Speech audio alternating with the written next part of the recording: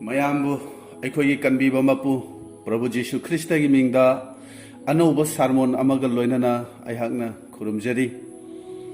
ꯉꯁꯤ ꯅꯨꯃꯤꯠ ꯑꯁꯤꯗ ꯑꯩꯍꯥꯛꯀꯤ ꯁꯥꯔꯃꯣꯟꯒꯤ ꯍꯤꯔꯝ ꯑꯁꯤ ꯃꯌꯥꯝꯅ ꯈꯪꯕꯤꯔꯝꯂꯅꯤ꯫ ꯅꯣꯡ ꯅꯨꯡꯁꯤꯠ ꯃꯔꯛꯇ ꯄꯣꯊꯥꯕ ꯍꯥꯏꯅ ꯊꯝꯖꯕꯅꯤ꯫ ꯑꯗꯨꯒ ꯉꯁꯤꯒꯤ ꯑꯩꯍꯥꯛꯅ ꯄꯥꯊꯣꯛꯆꯒꯗꯕ ꯕꯥꯏꯕꯜꯒꯤ ꯃꯐꯝꯁꯤꯡ ꯑꯗꯨꯗꯤ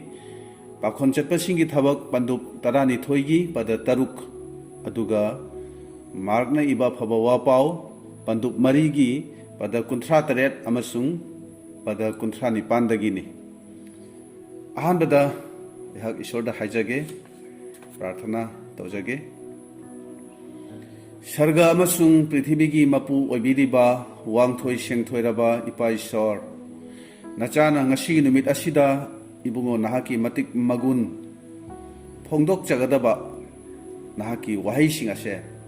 ꯏꯄꯥ ꯏꯕꯨꯡꯉꯣ ꯅꯍꯥꯛꯀꯤ ꯊꯋꯥꯏ ꯑꯁꯦꯡꯕꯅ ꯁꯣꯠꯄꯤꯌꯨ꯫ ꯇꯥꯒꯗꯧꯕ ꯈꯨꯗꯤꯡꯅ ꯇꯥꯏꯕꯪ ꯄꯥꯟꯕꯒꯤ ꯅꯣꯡ ꯅꯨꯡꯁꯤꯠ ꯑꯣꯏꯔꯤꯕ ꯑꯋꯥꯕ ꯑꯅꯥꯕ ꯏꯀꯥꯏꯕ ꯈꯨꯗꯣꯡꯊꯤꯕ ꯃꯌꯥꯝ ꯑꯁꯤ ꯊꯦꯡꯅꯕ ꯃꯇꯝꯗ ꯏꯪꯊꯅ ꯄꯣꯊꯥꯕ ꯉꯝꯅꯅꯕ ꯅꯆꯥꯅ ꯊꯧꯔꯥꯡ ꯇꯧꯖꯔꯤꯕ ꯅꯣꯡ ꯅꯨꯡꯁꯤꯠ ꯃꯔꯛꯇ ꯄꯣꯊꯥꯕ ꯍꯥꯏꯔꯤꯕ ꯍꯤꯔꯝ ꯑꯁꯤꯗ ꯍꯥꯏꯗꯣꯛꯆꯒꯗꯕ ꯏꯄꯥ ꯏꯕꯨꯡꯉꯣ ꯅꯍꯥꯛꯀꯤ ꯋꯥꯍꯩꯁꯤꯡ ꯑꯁꯦ ꯏꯕꯨꯡꯉꯣ ꯅꯍꯥꯛꯅ ꯕꯣꯔ ꯄꯤꯅꯕꯤꯌꯨ ꯍꯥꯏꯗꯨꯅ ꯄ꯭ꯔꯚꯨ ꯖꯤꯁꯨꯒꯤ ꯃꯤꯡꯗ ꯅꯤꯖꯔꯤꯕꯅꯤ꯫ ꯑꯥꯃꯦꯟ꯫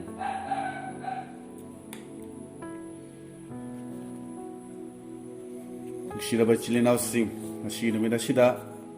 ꯑꯩꯍꯥꯛꯅ ꯊꯝꯖꯔꯤꯕ ꯍꯤꯔꯝ ꯑꯁꯤꯒ ꯃꯔꯤ ꯂꯩꯅꯅ ꯑꯩꯅ ꯊꯧꯔꯥꯡ ꯇꯧꯖꯔꯤꯕ ꯕꯥꯏꯕꯜꯒꯤ ꯄꯟꯗꯨꯞ ꯄꯗ ꯑꯗꯨ ꯄꯥꯊꯣꯛꯆꯒꯦ, ꯇꯥꯃꯤꯟꯅꯁꯤ꯫ ꯑꯍꯥꯟꯕꯗ ꯄꯥꯈꯣꯟ ꯆꯠꯄꯁꯤꯡꯒꯤ ꯊꯕꯛ ꯄꯟꯗꯨꯞ 12 ꯄꯗ 6ꯇꯒꯤ ꯏꯁꯣꯔꯒꯤ ꯋꯥꯍꯩ ꯇꯥꯃꯤꯟꯅꯁꯤ꯫ ꯑꯃꯁꯨꯡ ꯍꯦꯔꯣꯗꯅ ꯃꯍꯥꯛꯄꯨ ꯄꯨꯊꯣꯛꯂꯝꯗꯥꯏ ꯑꯍꯤꯡ ꯑꯗꯨꯃꯛꯇꯗ ꯄꯤꯇꯔꯅ ꯂꯥꯟꯃꯤ ꯑꯅꯤꯒꯤ ꯃꯔꯛꯇ ꯌꯣꯠꯂꯤꯡ ꯐꯥꯂꯥꯡ ꯑꯅꯤꯅ ꯄꯨꯟꯗꯨꯅ ꯇꯨꯝꯂꯝꯃꯤ, ꯑꯗꯨꯒ ꯉꯥꯛ ꯁꯦꯟꯕꯁꯤꯡꯅ ꯀꯩꯁꯨꯝꯁꯪ ꯑꯗꯨꯒꯤ ꯊꯣꯡꯗ ꯉꯥꯛꯂꯝꯃꯤ꯫ ꯃꯊꯪ ꯃꯥꯔꯛ ꯄꯟꯗꯨꯞ 4 ꯄꯗ 38 ꯑꯃꯁꯨꯡ 39ꯗꯒꯤ ꯏꯁꯣꯔꯒꯤ ꯋꯥꯍꯩ ꯇꯥꯃꯤꯟꯅꯁꯤ꯫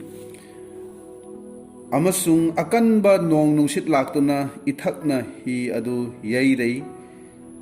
ꯑꯗꯨꯅ ꯍꯤ ꯑꯗꯨ ꯊꯟꯒꯗꯧꯔꯦ꯫ ꯑꯗꯨꯒ ꯏꯕꯨꯡꯉꯣꯗꯤ ꯍꯤꯔꯨꯗ ꯂꯩꯗꯨꯅ ꯃꯣꯟꯗ ꯇꯨꯝꯂꯝꯃꯤ꯫ ꯑꯃꯁꯨꯡ ꯃꯈꯣꯏꯅ ꯏꯕꯨꯡꯉꯣꯕꯨ ꯍꯧꯗꯣꯛꯇꯨꯅ ꯍꯥꯏꯖꯩ, ꯒꯨꯔꯨ, ꯑꯩꯈꯣꯏ ꯃꯥꯡꯂꯤꯕꯁꯤ ꯏꯕꯨꯡꯉꯣꯅ ꯊꯑꯣꯏꯕꯤꯔꯣꯏꯗ꯭ꯔꯥ? ꯇꯥꯃꯤꯟꯅꯈ꯭ꯔꯕ ꯁꯥꯁꯇ꯭ꯔꯒꯤ ꯋꯥꯍꯩ ꯑꯁꯤ ꯇꯥꯖꯔꯤꯕ ꯑꯩꯈꯣꯏ ꯄꯨꯝꯅꯃꯛꯀꯤ ꯃꯊꯛꯇ ꯏꯕꯨꯡꯉꯣꯅ ꯅꯧꯍꯧꯅꯅ ꯕꯣꯔ ꯄꯤꯅꯕꯤꯕ ꯑꯣꯏꯁꯅꯨ꯫ ꯑꯥꯃꯦꯟ꯫ ꯅꯨꯡꯁꯤꯔꯕ ꯏꯆꯤꯜ ꯏꯅꯥꯎꯁꯤꯡ, ꯍꯧꯖꯤꯛ ꯑꯩꯍꯥꯛꯅ ꯄꯥꯈꯣꯟ ꯆꯠꯄꯁꯤꯡꯒꯤ ꯊꯕꯛ ꯄꯟꯗꯨꯞ 12ꯒꯤ ꯄꯗ 6ꯇ ꯃꯗꯨꯗ ꯄꯥꯊꯣꯛꯇꯨꯅ ꯇꯥꯃꯤꯟꯅꯈ꯭ꯔꯕ ꯋꯥꯐꯝ ꯑꯁꯤ ꯁꯦꯡꯅ ꯈꯪꯅꯅꯕ ꯃꯁꯤꯒꯤ ꯕꯦꯛꯒ꯭ꯔꯥꯎꯟꯒꯤ ꯑꯣꯏꯕ ꯋꯥꯔꯤ ꯑꯗꯨ ꯈꯖꯤꯛꯇꯪ ꯑꯩꯍꯥꯛ ꯇꯦꯜꯂꯞꯅ ꯍꯥꯏꯖꯒꯦ꯫ ꯄꯦꯟꯇꯤꯀꯣꯁꯀꯤ ꯅꯨꯃꯤꯠꯇ ꯊꯋꯥꯏ ꯑꯁꯦꯡꯕꯒꯤ ꯊꯕꯛꯇꯨ ꯄꯤꯇꯔ ꯑꯃꯁꯨꯡ ꯁꯦꯕꯣꯛ ꯃꯌꯥꯝꯒꯤ ꯃꯊꯛꯇ ꯂꯥꯛꯏ꯫ ꯃꯗꯨꯗꯒꯤꯗꯤ ꯏꯁꯣꯔꯒꯤ ꯁꯔꯒ ꯂꯩꯕꯥꯛꯀꯤ ꯋꯥ ꯄꯥꯎꯁꯤ ꯃꯈꯣꯏ ꯃꯌꯥꯝꯅ ꯁꯟꯗꯣꯛꯄ ꯍꯧꯏ꯫ ꯃꯇꯝ ꯑꯗꯨꯗꯒꯤ ꯍꯧꯅ ꯃꯤ ꯃꯌꯥꯝ ꯑꯃꯅ ꯃꯈꯣꯏꯒꯤ ꯃꯥꯌꯣꯛꯇ ꯂꯦꯞꯄꯁꯦ ꯑꯩꯈꯣꯏꯅ ꯕꯥꯏꯕꯜ ꯑꯁꯤꯗ ꯎꯕ ꯐꯪꯏ꯫ ꯃꯁꯤꯒꯤ ꯃꯇꯥꯡꯗ ꯍꯥꯏꯖꯅꯤꯡꯕꯗꯤ, ꯅꯪ ꯑꯩꯅ ꯀꯔꯤꯒꯨꯝꯕ ꯊꯥꯖꯕꯒꯤ ꯄꯨꯟꯁꯤ ꯑꯁꯤꯗ ꯏꯪꯊꯈ꯭ꯔꯕ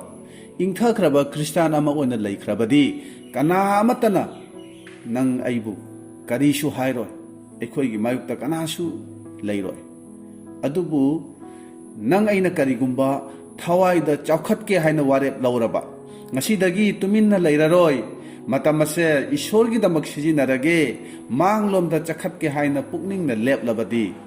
ꯅꯨꯃꯤꯠ ꯑꯗꯨꯗꯒꯤ ꯍꯧꯅ ꯑꯊꯤꯡꯕ, ꯑꯌꯦꯠꯄ, ꯑꯊꯦꯝꯕ, ꯑꯄꯟꯕ, ꯑꯩꯒꯤ ꯌꯦꯛꯅꯕ ꯃꯌꯥꯝ ꯑꯃ ꯂꯥꯛꯀꯅꯤ꯫ ꯃꯗꯨ ꯑꯩꯈꯣꯏꯅ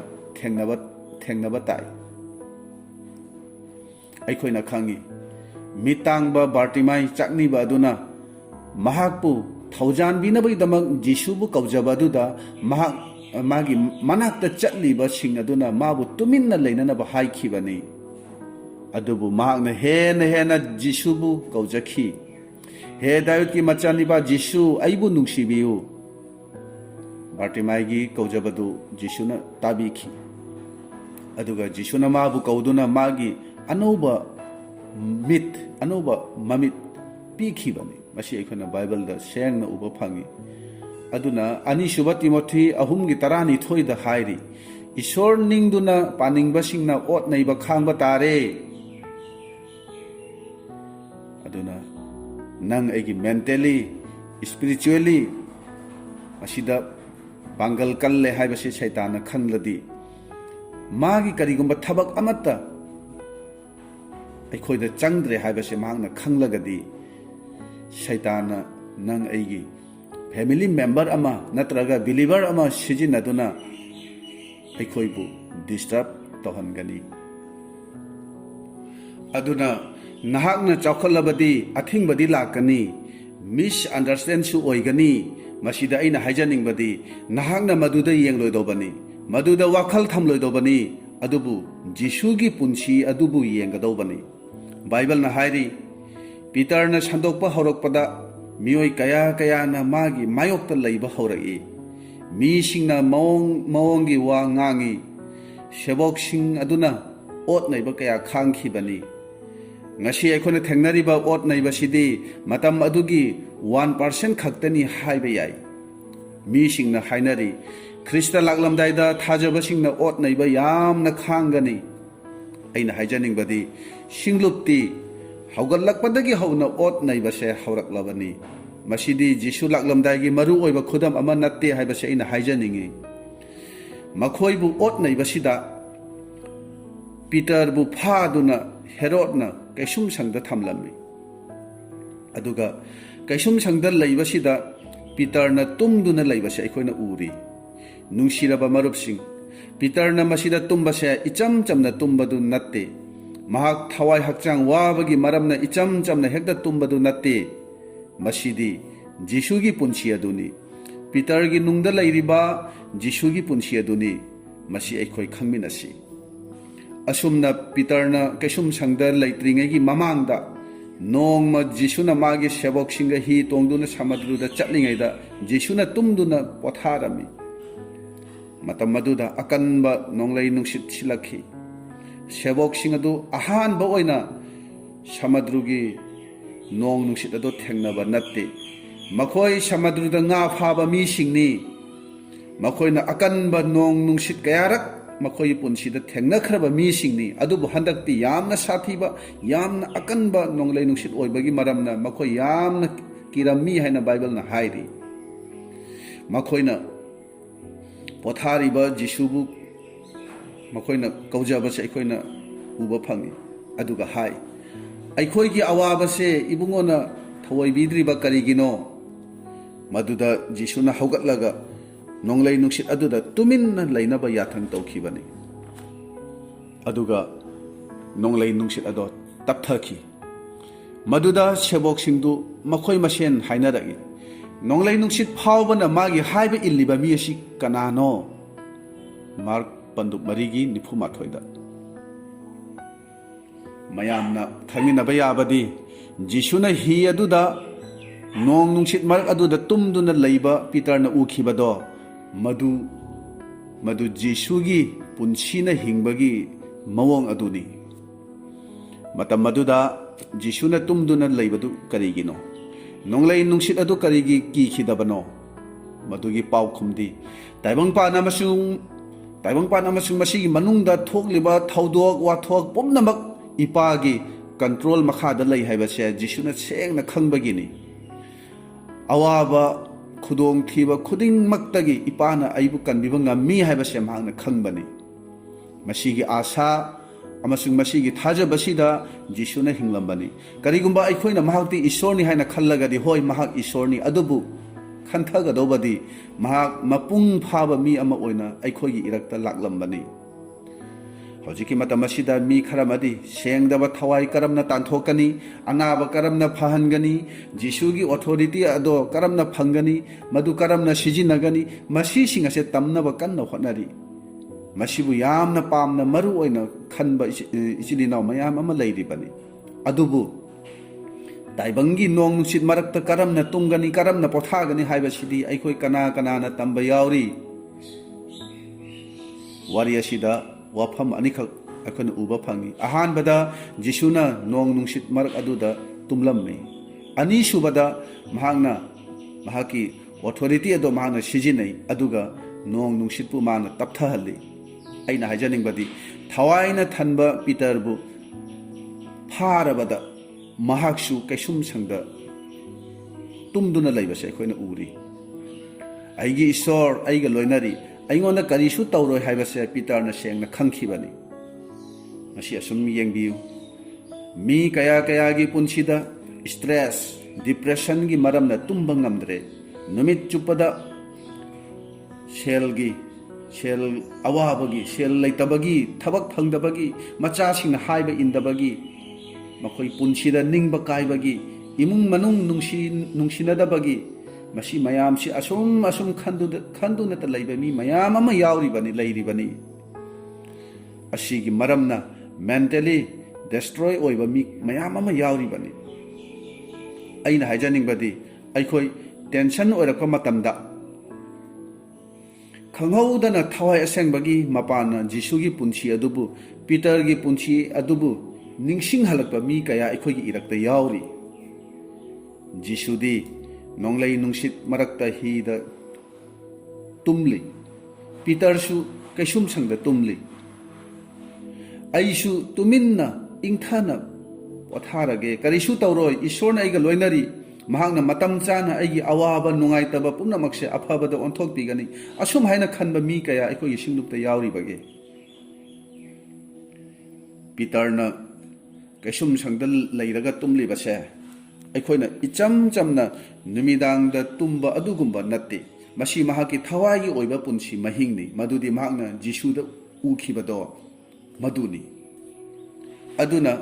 पीटरना थवाइना थल्लबा मतमदा जिसुना हिंगलंबगुमना महाक्सु हिंगबा हौखिबनी अइना लैरिबा कैसुम संग असिदगिदी अइगी ईश्वर अदुना मतिक लैबा यामना हेली हाइबसे पीटरना सेंगना खंगी महांगना आइबु यामना लाइना कनबिबा ngami पुमनमक मागी कंट्रोल दनी हाइबसे पीटरना सेंगना खंखिबनी जिसुना वखल करिसु वादना हि अदुदा तुमलंबगुमना पीटरसु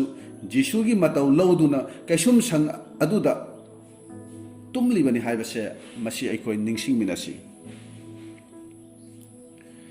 अखोइना अवाबा अथेंबा थेंगनबा मतमदा अइगी अवाबा असिदगिदी अइगी नुंगदा लैरिबा इबुंगो महाक्ना मतिक लैबा यामना हेली हाइना थवाई असेंबना खंगहनबिबा अखोई मरक्ता अखोई इरक्ता मी क्या लैरिबगे अखोइना गोलियतपु थेंगनबा मतमदा अखोई नुंगदा डेविडपु पोखनबा ngamba ईश्वरनि हाइबसे मसी अखोई खंगमिनसी असिगुंबा मखलगी थाजबसे पोखनबियु हाइदुना ईश्वरदा निजबा मी कया अखोई इरक्ता अखोई सिंगलुपता मी कया याउरी हाइबसे मसी हंगबा याबा वाहंगनि अखोई अयामबदी पुनिंग वाबा मतमदा तुंबा चाबा यादे अदुबु खंगबा याबदी अवाबा मयाम अदुगी मरक्तगिसु अखोईगी सर्गगी अखोईगी मंगालगी इपाना अफबा ngaktada ओंथोकपिबा ngami हाइबसे मसी अखोई खंगमिनसी ईश्वरदी महा खक्तनी हाइबा इना थाजै अइगी थाजबदा सोलिबा असिगी दमक लंबी ताकपियु हाइना अखोई ईश्वरदा हाइजसी बाइबल ना हाइरी निजौ नखोइदा पिबिगनी मरुपसिंग हाइजनिंगबदी हौजिकी मतमसे थाजबा हाइबसिनी अखोइना ईश्वरदगी निगदबसी जिसुना हिदा तुमलम्मी अदुगा पीटरना कैसुम संगदा तुमली जिसुगी पुंसी महिंग अदुनी पीटरदा लैरिबदो थवाइना थनबा मतमदा मसीगी पुंसी असे पीटरना फंखिबनी मरम असिना अखोई थवाइना थन्नबा ईश्वरदा मतम पीसी अखोई मतम असे ईश्वरगी दमक अखोई सिजिनसी बाइबल पादुना प्रार्थना तौदुना माबु थागतुना मागी मतुंग इंदुना मागी थवाइना थन्नबा होनसी मतम अदुदा अखोईगी नुंगदा थवाइगी महिना थल्लनी मही अदुगी मनुंगदा महिसिंग अदुगी मनुंगदा थाजबा हाइबसिसु अमनी करिगिदमक अखोइना जिसुदा थाजबनो हाइरगदी थवाई असेंबा फंगनबनी थवाई असेंबसी करिगिदमक इपाना पिबिबनो हाइरगदी जिसुना हाइरी aina nakhoibu pitat patat pa machagumna thanamloi aina ipada haijagani mahangna nakhoida thawai asengba pibi nabagi damak aina ipada haijagani ana jisuna hairi ishorna thawai asengba pibi bagi maramdi ꯑꯩꯈꯣꯏꯅ ꯀꯩꯗꯧꯉꯩꯗꯁꯨ ꯏꯇꯣꯝꯇꯅꯤ ꯍꯥꯏꯕꯁꯦ ꯈꯟꯗꯅꯕꯅꯤ ꯉꯥꯛꯄꯤ ꯁꯦꯟꯕꯤꯕ ꯌꯥꯎꯗ꯭ꯔꯦ ꯍꯥꯏꯕꯁꯦ ꯈꯟꯗꯅꯕꯅꯤ ꯊꯋꯥꯏ ꯑꯁꯦꯡꯕꯅ ꯃꯇꯝ ꯄꯨꯝꯅꯃꯛꯇ ꯅꯍꯥꯛ ꯅꯇꯣꯝꯇ ꯅꯠꯇꯦ ꯍꯥꯏꯕꯁꯦ ꯄꯨꯛꯅꯤꯡꯗ ꯐꯥꯎꯍꯟꯒꯅꯤ ꯁꯔꯒꯗ ꯂꯩꯕ ꯏꯄꯥꯗꯣ ꯅꯍꯥꯛꯀ ꯂꯣꯏꯅꯔꯤ ꯃꯍꯥꯛꯅ ꯅꯍꯥꯛꯄꯨ ꯅꯨꯡꯁꯤ ꯍꯥꯏꯕꯁꯦ ꯈꯪꯍꯟꯒꯅꯤ ꯃꯍꯥꯛꯀꯤ ꯃꯇꯝ ꯑꯗꯣ ꯂꯥꯛꯂꯕꯗꯤ ꯅꯪ ꯑꯩꯒꯤ ꯐꯠꯇꯕ ꯀꯟꯗꯤꯁꯟ ꯑꯗꯣ ꯑꯣꯟꯊꯣꯛꯄꯤꯕ ꯉꯝꯕꯅꯤ ꯍꯥꯏꯕꯁꯦ ꯑꯩꯈꯣꯏ ꯊꯥꯖꯁꯤ ꯃꯥꯕꯨ ꯌꯦꯡꯂꯒ ꯃꯥꯕꯨ ꯊꯥꯖꯔꯒ ꯑꯩꯈꯣꯏ ꯑꯁꯨꯝ ꯑꯩꯈꯣꯏ ꯆꯠꯁꯤ ꯃꯍꯥꯛꯇꯤ ꯐꯕꯅꯤ ꯃꯍꯥꯛꯀꯤ ꯅꯨꯡꯁꯤꯕꯗꯣ ꯃꯇꯝ ꯄꯨꯝꯕꯗ ꯍꯣꯡꯕ ꯅꯥꯏꯗꯦ ꯍꯥꯏꯕꯁꯦ ꯑꯩꯈꯣꯏ ꯅꯤꯡꯁꯤꯡꯃꯤꯟꯅꯁꯤ ꯑꯩꯈꯣꯏꯅ ꯊꯋꯥꯏꯅ ꯊꯜꯂꯕꯗꯤ ꯀꯔꯤ ꯑꯣꯏꯔꯛꯀꯅꯤ ꯍꯥꯏꯔꯒꯗꯤ ꯖꯤꯁꯨꯅ ꯍꯤꯡꯂꯝꯕꯒꯨꯝꯅ ꯑꯩꯈꯣꯏꯁꯨ ꯍꯤꯡꯕ ꯍꯧꯔꯅꯤ ꯑꯩꯈꯣꯏꯅ ꯖꯤꯁꯨꯒꯨꯝꯅ ꯍꯤꯡꯕ ꯉꯝꯖꯒꯦ ꯍꯥꯏꯗꯨꯅ ꯃꯥꯒꯤ ꯃꯃꯥꯡꯗ ꯅꯨꯡꯇꯤꯒꯤ ꯅꯨꯃꯤꯠ ꯈꯨꯗꯤꯡꯒꯤ ꯑꯁꯨꯝ ꯆꯪꯖꯕꯁꯤꯗ ꯊꯋꯥꯏ ꯑꯁꯦꯡꯕꯅ ꯑꯩꯈꯣꯏꯕꯨ ꯇꯞꯅ ꯊꯜꯍꯟꯕꯤꯒꯅꯤ ꯃꯗꯨꯗꯒꯤꯗꯤ ꯑꯩꯈꯣꯏꯅ ꯖꯤꯁꯨꯒꯤ ꯄꯨꯟꯁꯤ ꯑꯗꯨꯗ ꯑꯩꯈꯣꯏꯅ ꯍꯤꯡꯕ ꯍꯧꯔꯛꯂꯅꯤ ꯁꯦꯕꯣꯛꯁꯤꯡꯅ ꯄꯦꯟꯇꯤꯀꯣꯁꯀꯤ ꯅꯨꯃꯤꯠꯇ ꯃꯈꯣꯏꯅ ꯍꯥꯏꯖꯔꯤꯉꯩꯗ ꯊꯋꯥꯏꯅ ꯊꯟꯈꯤꯕꯅꯤ aduna Peter su Jisuna hinglambagumna hinkibani Jisuna nong nungsit marakta mapabu thaja duna tumlambagum Peter nasu Ishorbu thaja duna tumlambani aduga yamna angakpa mawang amada Ishorna Peter bu kaisum sang adudagi thadokuna maning tamhankibani karigumba nahangna hojiki matamasida awaba wakhal yamna khalle haina ninglagadi puning yamna waragadi depression oidore haina khallagadi tumbada su mangda phawba asum thawai waduna awaba ngakta khalle haina ninglagadi masida ina haijaningbadi aigi thajadaba asigi damak aigi thajadaba asidagi hingnanaba ibungo nahana lambi takpiu aigi thajaba se kankhathanbiu ibungo nahangna Abraham ki thajabadu ure haraga Isaki mahutta yaw ama mafam aduda pibikhi aduga Abraham na ibungo gi mingbu Jehovah jire mapu ibungo gi ching da pibigani haiki bado ngasi gi miron asina sonari asumna aigi nungda thajaba thawai gi oiba thajaba do pohhanbiu asumna haijabada Ishorna magi thawaina thalhanbigani matam adudadi Bible gi paruba mafam khudingda magi wahi khudingdo aikhogi damak oithokani aikhogi damaktani haiduna Ishorna aikhoda khanghanbigani shastra apumba se aikhogi damaktani haina Bible na haidi aduna thawaina thannaba amasung maduda hingnanaba aikhoi honnasi matam maduda nang aina nong nungsit marakta ingthana aikhoi pothaba ngamgani taibang panbagi awaba anaba mayamashigi marakta ingthana laiba ngamgani Peterna matang asida tumba khaknate pothabani aikhogi nungi oiba thawai oiba Jisuna piba pothaba aduni aikhoina Peter da uriba se taibang pan asida asibadagi hingatkhiba do madu khakta yamna angakpa ama natte adubu angakpadi mi amana taibang pan da without stress tension oidabide hingba sini Masi thawai asengman thallaba matam adu khakta da oigadabani asinani polna hai wael ya thangna tawba ngamdabado Ishorna tobire wael ya thangna mi bu kaidongai da su depression anxiety dagi maning tamhanba ngamde madu Ishorna ngamkhre haiduna polna hairi madu karam na no han hairagadi Ishorna mahaki thawai du aikhoida pibire aduga thawai aduna aikhoibu over kamar ama oiba ngamnana ba aikhoida pangal pibire aduna maram oire haraga aikhoi pumnamakna Jisugi matau tamduna hingnanabani Peter na tumli base Jisugi lifestyle aduni masi thawai asengmana mangonda pibibani aduna Jisuna hida tumlammi aduga hojikna Peter na kaisum sangda tumli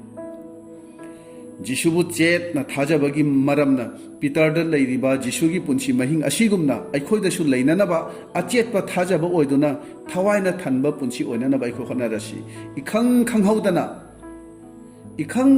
numit amada aikhona thadoktuna chatkigadaba taibangpan asigi wakhal khanmanbagi maramna pungning langtakna duna thawai wahanjaduna